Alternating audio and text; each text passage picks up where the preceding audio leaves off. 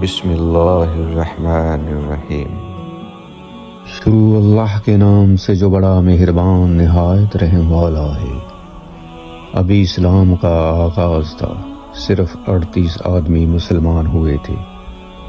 مکہ کی بستی کافروں سے بری ہوئی تھی۔ حضرت ابوبکر صدیق رضی اللہ تعالیٰ عنہ حضور صلی اللہ علیہ وسلم کی محبت سے سرشار تھے۔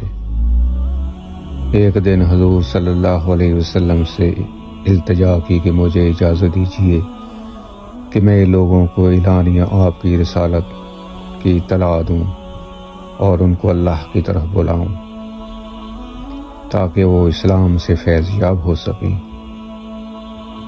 آپ صلی اللہ علیہ وسلم نے فرمایا، اے ابو بکر، ابھی صبر سے کام لو، ابھی ہم تعداد میں کم ہیں۔ ابو بکر صدیق رضی اللہ تعالیٰ عنہ نے پھر اصرار کیا، حتیٰ کہ حضور صلی اللہ علیہ وسلم نے اجازت دے دی۔ حضرت ابو بکر صدیق رضی اللہ تعالیٰ عنہ نے بے خوف و خطر لوگوں کو اللہ اور اس کے رسول کی طرف دعوت دی۔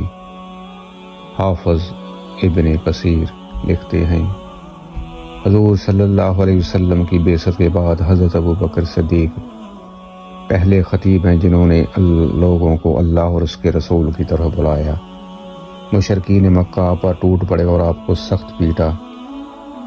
عتبہ بن ربیعہ نے آپ کے چہرے پر بے تحاشا تھپڑ مارے، یہاں تک کہ آپ زخمی ہو گئے۔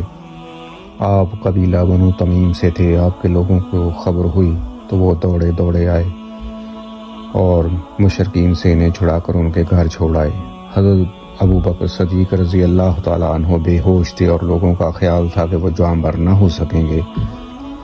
وہ دن بھر بے ہوش رہے۔ جب شام ہوئی تو آپ کو ہوش آیا۔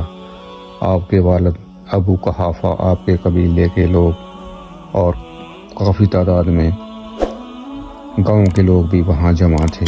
ہوش آتے ہی پہلی بات انہوں نے یہ کہی کہ رسول اللہ صلی اللہ علیہ وسلم کہاں ہیں اور کس حال میں ہیں؟ ان کے قبیلے کے لوگ سخت برہم ہوئے اور انہیں ملامت کی کہ جس کی وجہ سے یہ ذلت اور رسوائی تمہیں اٹھانا پڑی اور یہ مار پیٹ تمہیں برداشت کرنی پڑی۔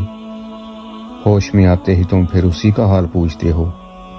ان عقل کے اندھوں کو کیا خبر تھی کہ ان کی خاطر سختیاں جھیلنے میں جو لذت ہے وہ دنیا داروں کو پھولوں کی سیج پر بھی میسر نہیں ہوتی۔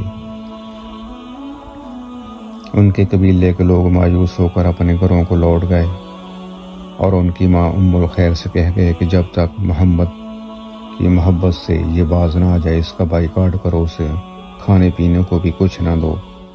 ماں کی ممتا تھی، جی بھر آیا اور کھانا لا کر ان کے سامنے رکھ دیا اور کہا کہ دن بھر کے بھوکے ہو، کچھ کھا لو۔ حضرت ابو بکر صدیق رضی اللہ تعالیٰ عنہ نے کہا، ماں، اللہ کی قسم میں کھانا نہیں چکھوں گا اور نہ پانی کا گھونٹ تک پیوں گا جب تک حضور صلی اللہ علیہ وسلم کی زیارت نہ کر لوں۔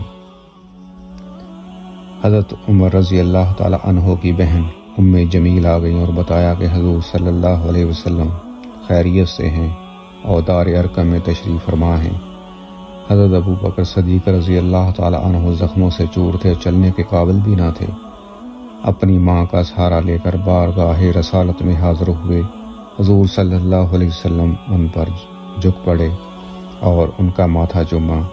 حضور صلی اللہ علیہ وسلم پر سخت گریہ طاری تھی اور آپ کی آنکھوں میں آنسو تھے۔